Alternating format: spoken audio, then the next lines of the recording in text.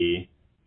Right. But Right. they're really good at going directly to consumers to have them buy it, and then give them a kit that's easy to install and easy to find on Rock Auto, these other websites, and they can just Sure. the price Sure. is Well, reasonable for what they expect. yeah. Well, right. Well, keep in mind, you said easy to install, but the installation's the same whether it's in one big box sold as a kit or it comes to you in 4 boxes and it's all individual pieces.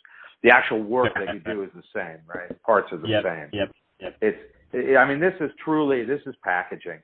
It's packaging and marketing, and then identifying the e-commerce channel as a perfect spot for this. You guys did a great job, and there are lots of imitators now. PowerStop was really kind of the first, and it hasn't been that many years. It's only been 6, 7 years, 8 years, but only in the last 4 to 6 years did they really ramp it up.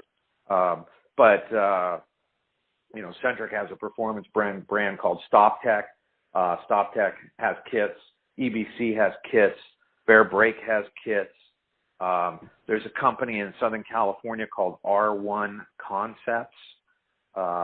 They started out on eBay many years ago. They've now grown dramatically. It's about a $25 million business today that is focused on selling brakes online.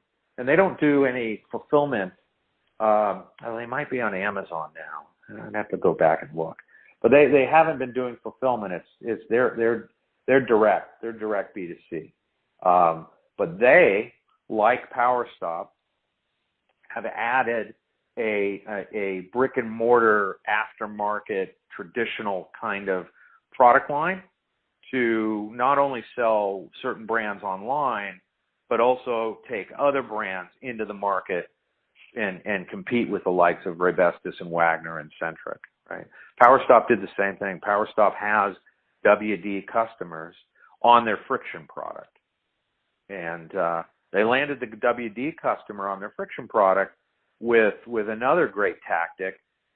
They were first to market with a one price program where all of their brake pads of a certain grade were $15.95. Regardless of size or application.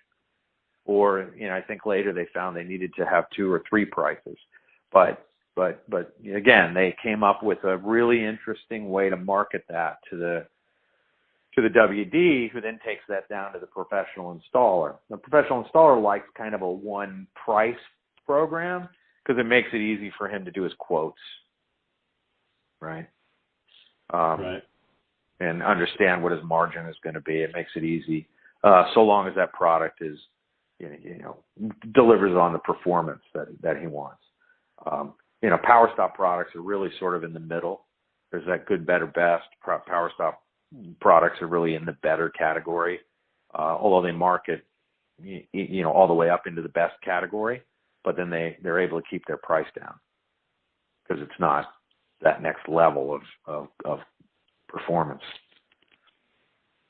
And given what you said about people being able to get brake parts from a manufacturer, kind of, if I wanted to start a company tomorrow and get brake parts, I could do it, and I could put my own label on it, whatever, and just slap on my own marketing campaign.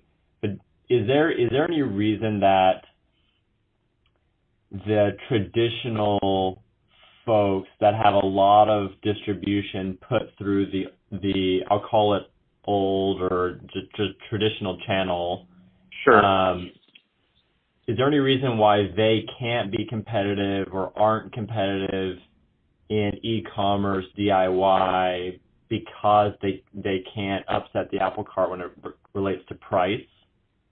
Well, it's channel conflict, right? They established themselves, long before the internet was invented. Some companies not so long. Centric is only 18 years old, but they've been servicing their WD channel customer, and he makes or breaks their business, right? And now that WD channel has been active or is active in e-commerce in the ways that I described. So yeah, for Raybestos to go direct, he's undermining his current customer. For him to be successful, For him to be successful,